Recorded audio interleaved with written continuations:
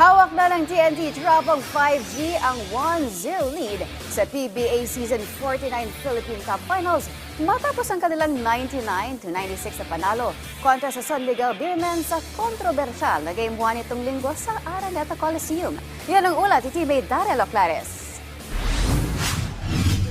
Naging kontrobersyal ang pagtatapos ng sagupaan ng TNT Tropang 5G at San Miguel Beermen sa buhay naman ng laro ng PBA Season 49 Philippine Cup Finals nitong linggo sa Araneta Coliseum.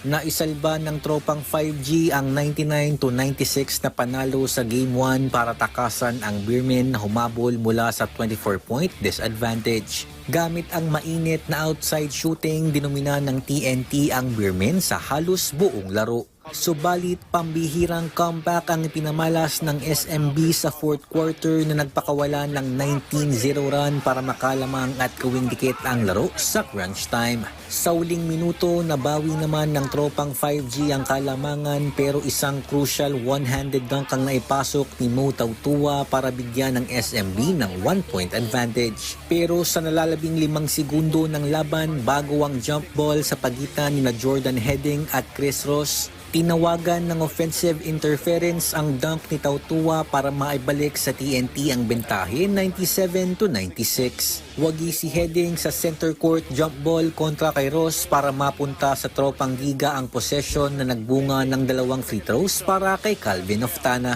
May pagkakataon pa sana na makatabla ang Beermen subalit nagmintes ang huling 3-point shot ni CJ Perez. Nanguna para sa Tropang 5G ang nagbabalik mula sa hamstring injury na si RR Pugoy na gumawa ng 23 points kasama pa ang tig-2 assists at rebounds, habang 19 markers, 6 assists at 3 boards naman para kay Jordan Heading. Siguro hindi kami sumusuko. Siguro yun yung nagpabigay ng pagkada sa amin.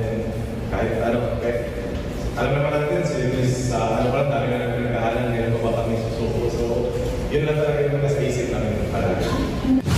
Dismayado naman ang panig ng Beermen sa naging late na tawag ng mga technical officials ng offensive interference lalo na't dikit ang naging score sa Game 1. Hindi rin itinago ni na San Miguel Governor Robert Non, head coach Leo Austria at maging si Tautua ang kanilang naging pagkontra sa crucial call.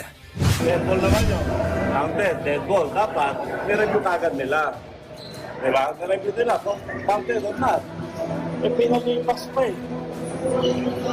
Tapos sasabihin niya, basket interference. How come magiging basket interference? So, Maximo, hawak yung bola, hawak niya. Bitaw, sender na yung ring.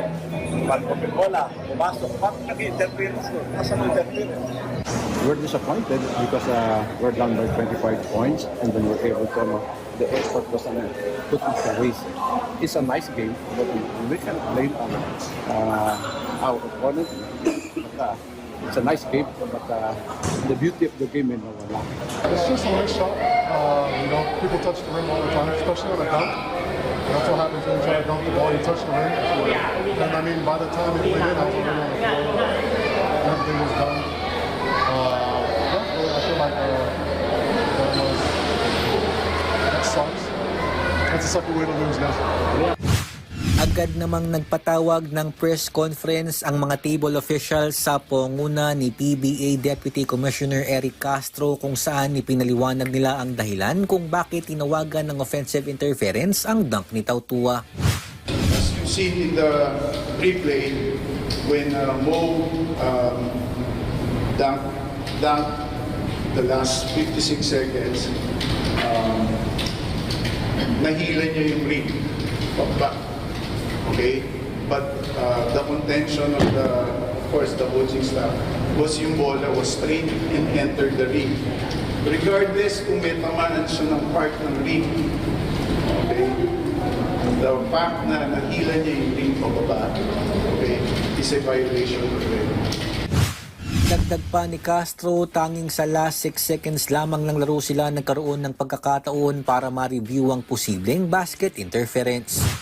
So happened that tuloy-tuloy yung game, there was no dead ball, and then around 5 seconds remaining, there was a jump ball.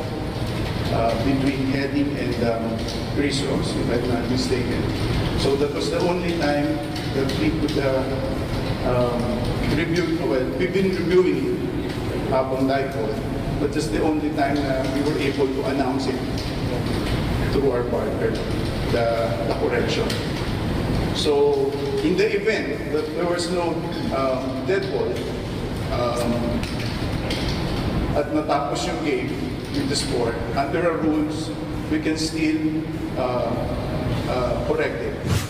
Muling isasagawa sa Big Dome ang Game 2 ng finals sa pagitan ng TNT at SMB sa darating na Miyerkules, ganap na alas 7:30 ng gabi. Daryl Oclares para sa Atletang Pilipino, para sa Bagong Pilipinas.